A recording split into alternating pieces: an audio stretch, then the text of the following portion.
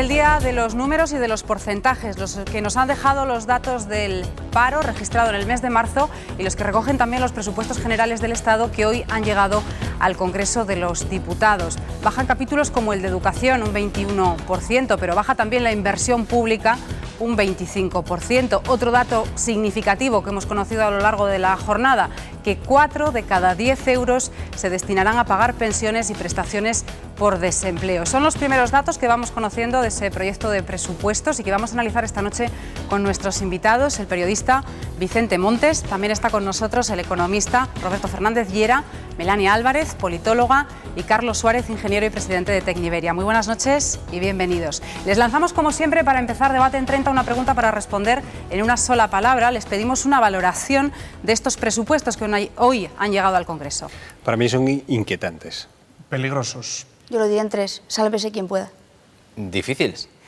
Bueno, pues con sus matizaciones parece que no tenéis una lectura muy en positivo de este proyecto de presupuestos. Os pido que entréis en análisis y expliquéis el porqué de cada una de vuestras razones. Roberto. Son los presupuestos del recorte, cosa que ya esperábamos, pero es un recorte sustancialmente mayor del que se había anunciado. Desigualmente repartido entre ministerios y entre áreas de gobierno, afectando a algunas políticas esenciales del estado del bienestar, afectando también a políticas de inversión que, si lo que queremos es cambiar el modelo productivo, difícilmente lo vamos a poder hacer de esa forma. Y por lo tanto mi primera valoración es bastante negativa. En el ámbito de los ingresos, igualmente, se echa de menos una política fiscal un poco en serio, porque lo único que se ven son parches en algunos impuestos y algunas medidas bastante impopulares. Bueno, yo decía difíciles porque cuando te tocan unos presupuestos de austeridad o de reducción de gasto es muy difícil tener a todo el mundo contento, ¿verdad? Había que conjugarlos de alguna forma y se ha conjugado de una forma que solamente en el futuro veremos si ha sido útil.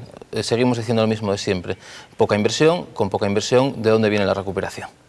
Yo creo que más allá de todo lo que se viene hablando aquí, también tenemos que tener en cuenta, o debería tenerse en cuenta, que yo creo que son unos presupuestos que miran o que buscan el contentar a Europa, las perspectivas o las expectativas que en Europa tienen de esos presupuestos de Rajoy, y que dejan o dan la espalda a la ciudadanía de este país. Por lo tanto, de ahí la valoración negativa.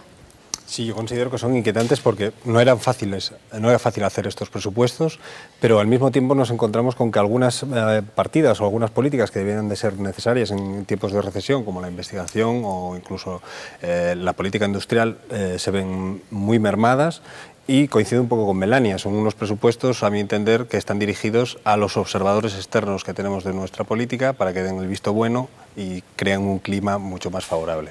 Os pido que entremos en el desglose incluso por capítulos, Roberto. No, el gran objetivo, lo que parece guiar todos estos presupuestos, es evidentemente el objetivo de déficit público, el objetivo de deuda pública, pero yo lo que me planteo es, muy bien, suponiendo que es muy difícil que alcancemos ese objetivo, ¿después qué? Nos vamos a encontrar con un Estado muy deteriorado, con unos servicios públicos muy deteriorados, y realmente nos va a pasar casi como aquel primer corredor de maratón, que sí, alcanzó la meta, pero después se murió. Entonces, este es un riesgo que tenemos que contemplar. Ajustar sí, pero cuidado no pasarse, porque si no adelgazaremos demasiado y eso es peligroso. Yo diría, en el detalle empresarial, si se presupone una caída del consumo interior y se pretende que la recuperación venga del consumo exterior, y estamos rebajando un 25% la partida del ICEX, del Instituto de Comercio Exterior, es decir, aquellas subvenciones, ayudas o la imagen de España en el exterior, ¿de dónde queremos finalmente que venga todo esto? Y otra cosa, viene reflejada una partida de un descenso del consumo del 8%. Si los organismos públicos son los que están dando imagen ahora mismo de cara a la ciudadanía, ¿cómo pretenden que el ciudadano tan solo tenga una caída del 1,9% en el consumo, ¿no? Yo creo que, vamos, que aparte de ellos se pretende el reducir ese déficit, pero habría que ir más allá, habría que hacer una lectura del presupuesto mucho más allá, en la que se vislumbrase al menos si realmente sienta las bases de la recuperación. Y yo creo que ahí queda muy lejos de sentar las bases de una posible recuperación, tanto del consumo de las familias como de la recuperación de esa actividad económica que permita, pues, generar empleo y acelerar la economía.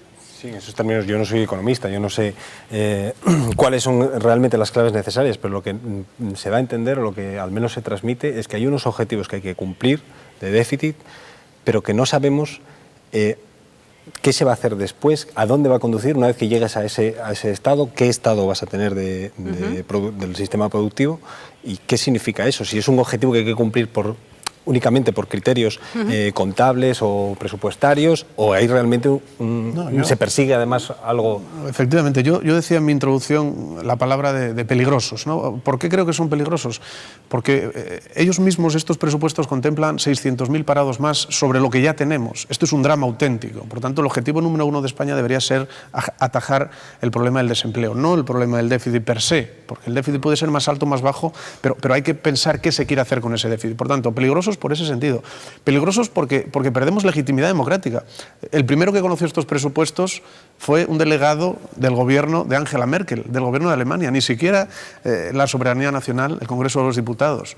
Eso fue hoy, pero no ayer. Por tanto, peligrosos en varios sentidos. Bueno, del déficit vamos a hablar un poquito más adelante, recuperando además unas declaraciones que hacía esta misma mañana el ministro de Hacienda, Cristóbal Montoro. Pero ahora os pido que entremos en esa partida que hemos ido a mirar corriendo todos los medios de comunicación en Asturias esta mañana, en cuanto se ha colgado y ha estado disponible en Internet el proyecto de presupuestos, que es la de la inversión pública y específicamente el de las infraestructuras. Por lo que nos pudiera tocar. Bueno, pues parece ser que en el capítulo de infraestructuras hay algo más de 500, de inversiones públicas, perdón, hay algo más de 500 millones de euros, más de 470 son del Ministerio de Fomento y Medio Ambiente y habrá partidas para 4 tramos de la autovía del Cantábrico y también para el AVE. ¿Suficiente, insuficiente? ¿Cómo lo veis? Ya si no estuviesen esos ya mal estaríamos, porque es lo que se supone que tenía que estar por continuar con las partidas presupuestarias que estaban en marcha. Durante muchos años aquí hemos estado discutiendo todos los años con los presupuestos cuál era el porcentaje de incremento. Ahora estamos en lo contrario, estamos discutiendo cuál es el porcentaje de recorte. Pero dicho lo cual, yo me conformaría con que en 2012 se terminase la autovía del Cantábrico. Y yo quiero pensar que va a ser así. Quizás falte algún tramo en Llanes o alguno más puntual, pero yo creo que este debería ser el objetivo número 1. Respecto al AVE, también el objetivo número 1 debería ser que llegase a Pola de Lena de momento. Ya pensaremos después en lo demás, ¿no? Bueno, esto ya no es optimista. Esto ya es irreal, basándose en los datos. A mí hay una cosa que me llama la atención de los presupuestos. La semana pasada estaba en Madrid en la presentación de un evento internacional de ingenierías y estaba el secretario de Estado de Comercio y decía que durante los últimos años ya se había hecho un esfuerzo inversor en infraestructuras en España y que claro, ya habíamos llegado al tope gama. Yo, en Asturias, en la situación que yo más conozco, aunque podríamos hablar de muchas otras, a Bilbao seguimos yéndose en autopista, a La Coruña seguimos yéndose en autopista, a Madrid seguimos saliendo con una autopista de peaje de los años 80. Al sur vamos en una estructura ferroviaria que no se ha tocado tampoco casi el siglo pasado. La red de cercanías de los años 80. Ese discurso ahora ya no vale. Ya no vale. Ya no es el tiempo de pedir, ya no es el tiempo... Todos esos discursos de que Asturias necesita más infraestructuras ahora no tienen sentido. No, pero vamos a acabar las que tenemos. Es el tiempo de ir tirando y que se finalicen. Veremos en qué horizonte, pero que se finalicen. Pero prácticamente desde el 96 estamos en una continua obra y vamos a resaltar algunas partidas. Tramo Navia-Tapia, 10,6 millones de euros. Esto es mucho para comprar verdura, pero es muy poquito para hacer obra. Es decir, mantenimiento de las obras que ya están, ni mucho menos continuar. Llanes Pendueles, 16,8 millones. Mantenimiento de las obras que están comenzadas, para nada continuar. Pendueles Unquera, 27,9. Desbroce, movimiento de tierras y poco más. Las Doñas Muro, 7 millones. Y todo tiene unas partidas mayores para el año 2013, pero tampoco se tiene una previsión de inaugurar en 2013, con lo cual lo de inaugurarse en 2012 ya es harto imposible. No, hay muchos tramos que sí se van a inaugurar en 2012. Yo por eso decía que me conformaba, y utilicé esa palabra a propósito, con que este año se finalice la autovía del Cantábrico. Lo del AVE ya va a ser un poco más complicado, pero si esas partidas se ejecutan yo creo que serían suficientes. Estamos hablando de conformarnos, cuando hace años discutíamos qué autovía nueva hay que empezar este año, ¿no? Al final hemos empezado tantas, vamos ya a terminarlas de una vez, ¿no? Creo yo. En cualquier caso, hay más partidas contempladas en ese presupuesto de fomento, 360.000 euros para los accesos al Musel. Se calcula que puede haber alguna pequeña partida para estudios de otras obras, pero únicamente para estudios, y lo que no aparece por ningún sitio es ningún proyecto nuevo. Abundáis en la idea de que no es el momento de los proyectos, aunque los proyectos puedan ser necesarios para dinamizar económicamente un territorio. Sí, pero bueno, cuando el Ministerio de Fomento ejecuta recortes, lo que hace siempre es dilatar obras que están en marcha, posponer un ritmo de obra mucho menor y fiar a años posteriores la financiación de lo que le queda. Y no es momento tampoco de iniciar nuevas aventuras. No es el momento de iniciarlas, pero no tampoco decir que todo está hecho. No descuidarlas tampoco. No, y tampoco decir que todo está hecho. Vamos a ver, tenemos en la red de cercanías de Renfe en el Principado, seguimos con la curva de Villabona, que yo creo que es una de las mayores reivindicaciones desde los años 80, que se elimine. No estamos hablando de gestión de infraestructura básica. Tenemos un trazado de FEVE que cada año se queda más obsoleto. FEVE podría ser nuestra salida de mercancías hacia Europa por Irún. Y tal y como está en la actualidad, pues es difícil de salida, ¿no? O sea, bien, esperaremos, pero no está hecho ni mucho menos. No está reñido tampoco el avanzar en proyectos o en ideas que en el corto plazo se puedan ir desarrollando, con el que ahora pues haya que terminar esas obras, con el dinero que hay y en los plazos que más o menos se establezcan. Por lo tanto, habría que, bueno, ahí hay una cierta complicidad o complejidad, como lo queramos. 100% de acuerdo. Hablábamos de que estas partidas de 10 millones de euros serían para movimiento de tierras, pero 10 millones de euros en ingeniería te da para toda Asturias. Es decir, no empezar las obras, pero sí es el momento de pensarlas muy bien, no cometer errores pasados. En Asturias no hemos tenido los excesos que se dice de otras comunidades. Yo no me acuerdo o no recuerdo ninguna infraestructura que digas que es una barbarie. Es decir... No, pero quizás ciertas infraestructuras que se le podía haber exigido una mayor celeridad, un ritmo, pues ahora nos encontramos con que ya no se nos ha pasado el tiempo. Quizá por eso nos hemos acostumbrado al debate de las infraestructuras y, como decía antes, esta mañana cuando hemos conocido el proyecto, lo primero que hemos ido a mirar ha sido eso. Pero recuperamos y traemos aquí las declaraciones del ministro Cristóbal Montoro, que respondía en concreto a una pregunta en esa rueda de prensa de TPA Noticias a propósito de la influencia que podría tener o no este proyecto de presupuestos en Asturias, en prórroga presupuestaria, sin concertación social y con negociaciones abiertas para formar gobierno. Esto contestaba el ministro. Estos presupuestos son complicados para todas las comunidades autónomas, para todas las administraciones públicas de España. Y el que no esté convencido de esto, pues que no esté en el gobierno. Vamos. Las negociaciones políticas lo que tienen que referirse es a la necesidad objetiva de cumplir con el déficit. Y, por tanto, insisto, lo demás, y en esto, es decir, no vamos a aceptar excusa ni pretexto. Bueno, pues, ¿qué os parece? Pues a mí me parece lo que ya antes dije, es decir, vamos a cumplir o no el objetivo de déficit. Yo lo veo muy difícil, pero suponiendo que lo cumplamos, me preocupa qué va a pasar el día después, porque vamos a tener unas inversiones paralizadas, vamos a tener unos servicios muy deteriorados. Este es un grave problema. No pasaría nada por solicitar formalmente ante la Unión Europea un periodo de ajuste un poco más prolongado. Y nos lo tendrían que conceder, porque alguien sensato tendría que conceder ese periodo de ajuste 2 o 3 años más allá.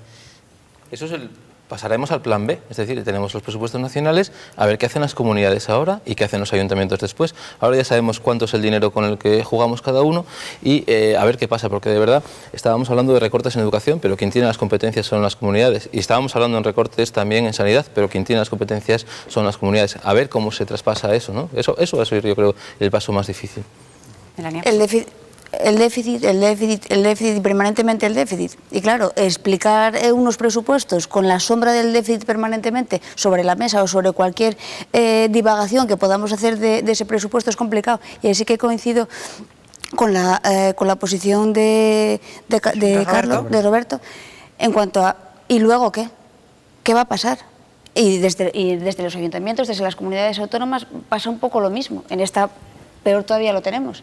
Pero en los ayuntamientos, donde ese presupuesto también incide en un recorte del plan concertado de servicios sociales, por ejemplo, ¿qué va a pasar? De todas maneras, yo recuerdo una de las frases textuales que acabamos de escuchar y ver pronunciar al ministro: el que no esté convencido, que no esté en el gobierno.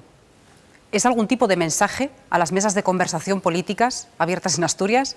Hombre, yo creo ¿Cómo que lo interpretáis vosotros?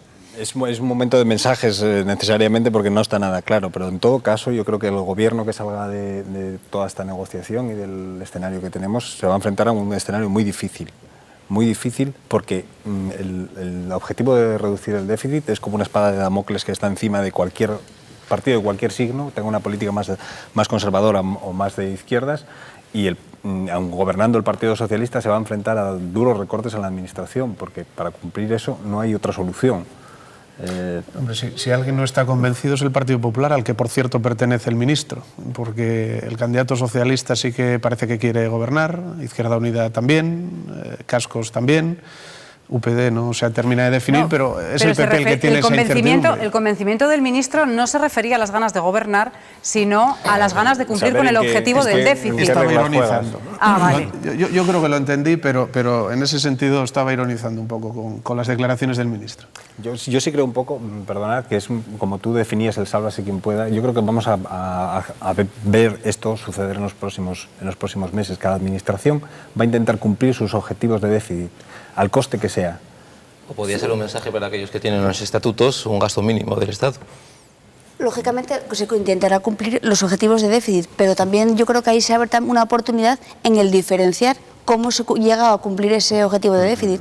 Y en esta comunidad puede haber, se abre un escenario diferente en cuanto a qué vamos a priorizar o qué el gobierno saliente qué va a priorizar para llegar a cumplir ese déficit. Decía una cosa interesante Carlos, y es las comunidades que tienen previsto un gasto mínimo del Estado en su Estatuto de Autonomía. Es el caso de Andalucía, y precisamente Andalucía, que es una de las comunidades donde ha habido un importante recorte en las inversiones, pero que sigue siendo la primera comunidad en inversión del Estado de España, ha anunciado ya que estudiará recurrir los presupuestos porque la inversión prevista está casi 3 puntos por debajo de la que dice su Estatuto de Autonomía que tiene que tener el Estado.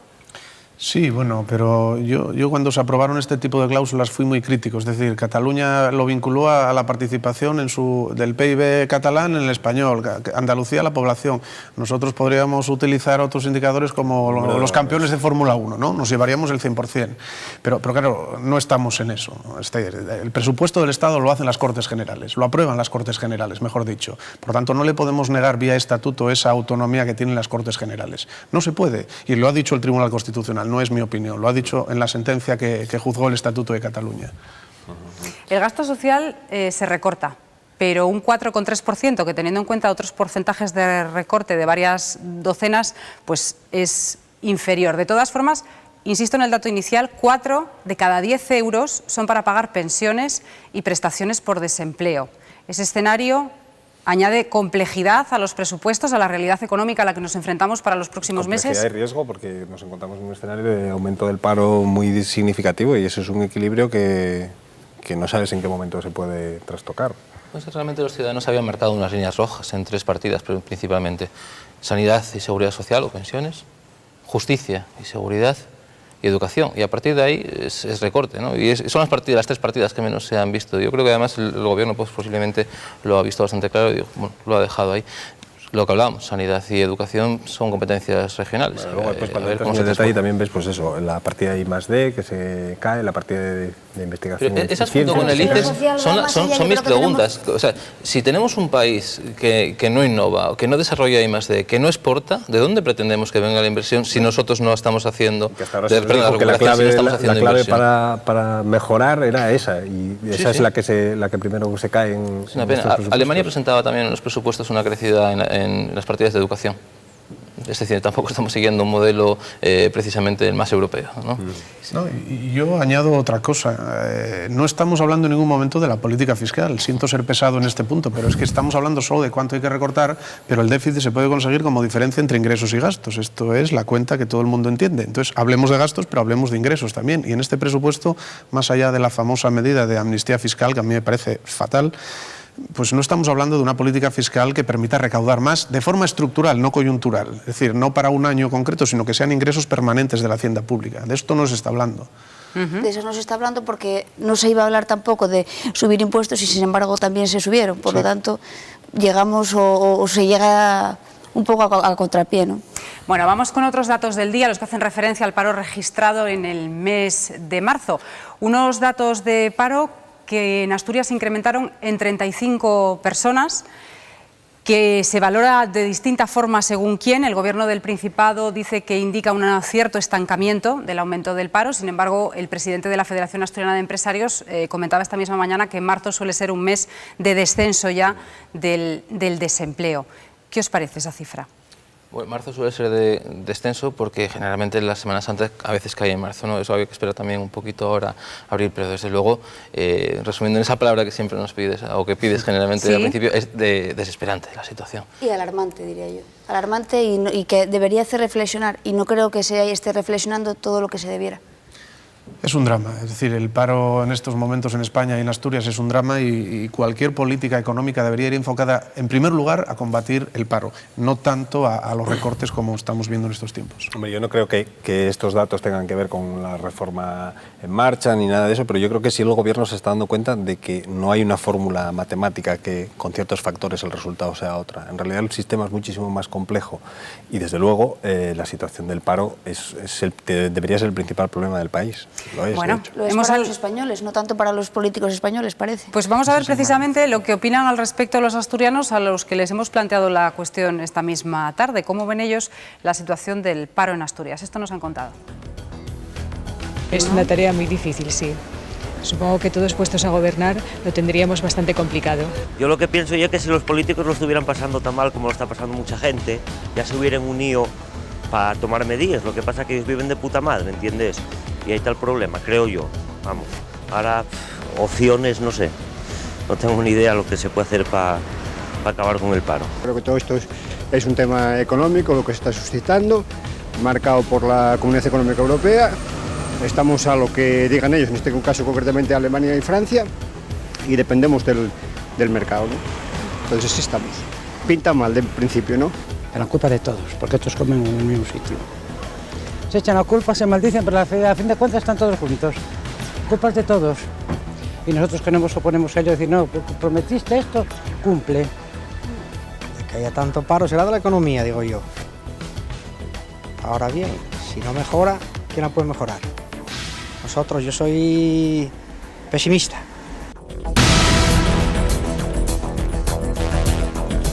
Eso nos han dicho los asturianos. ¿Qué os parece a vosotros?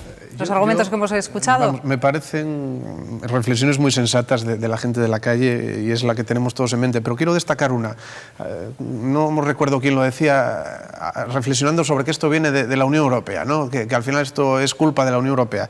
¿Cómo hemos cambiado? Porque cuando hablábamos hace unos años de la Unión Europea siempre sonreíamos y se nos llenaba la boca, porque eso significaba democracia, fondos, dinero, en definitiva, cosas buenas. Y ahora todo lo que viene son malas noticias. Y este proceso de ajuste en el que estamos pues nos va a obligar a temas muy duros, como los que ya estamos viendo. Es que vamos mal, no tenemos personalidad como país. Es decir, ¿qué es esto de que las medidas nos las imponen Francia y Alemania? ¿Qué nos van a cuidar Francia y Alemania de esta situación del paro? ¿Nos van a decir ellos dónde tenemos que invertir para que nosotros generemos empleo y ellos no? El primero que conoció los presupuestos fue el delegado de Merkel ayer. Es que hay cosas que no me acabo de creer. O sea, nadie pone en duda la Unión Europea, yo creo, ¿no? Ha sido algo bueno para todos nosotros y todos hemos gozado de los beneficios. Pero de ahí a creer que dos países que lideran ahora esto nos van a sacar a los demás del embrollo, cuando realmente Alemania es la única que se está beneficiando, digamos, de toda esta pérdida de productividad del sur de Europa, es que me parece difícil. Es que yo sigo diciendo, ¿por qué nosotros, que tenemos el menor ratio de endeudamiento con respecto a nuestro PIB, no nos podemos endeudar más? Pero ¿por qué la obsesión del déficit? ¿No? Y ahí yo creo que el gobierno de España debería tener un poco más de personalidad y desengancharse quizá de esa vorágine. Yo no puedo estar más de acuerdo contigo. Vicente. Sí, pero en ese caso yo creo que también un poco el modelo de Unión Europea que tenemos, el modelo de cómo se toman las decisiones influye. No podríamos entender que, por ejemplo, Cataluña le dijese a la Comunidad de Murcia que no puede tomar unas decisiones sobre su presupuesto, y en cambio sí lo estamos viviendo. Porque yo no creo que tanto que sea una cuestión de países como una cuestión de eso tan etéreo que es el mercado y que nadie sabe qué es y cómo funciona y por qué resortes va y cómo de un día a otro da esos bandazos que al final yo creo que son unos presupuestos basados en la estadística macroeconómica, en cuadrar los números para que el mercado ese tan etéreo impersonal, pues respire de alguna manera. No sabemos, al que no le ponemos cara.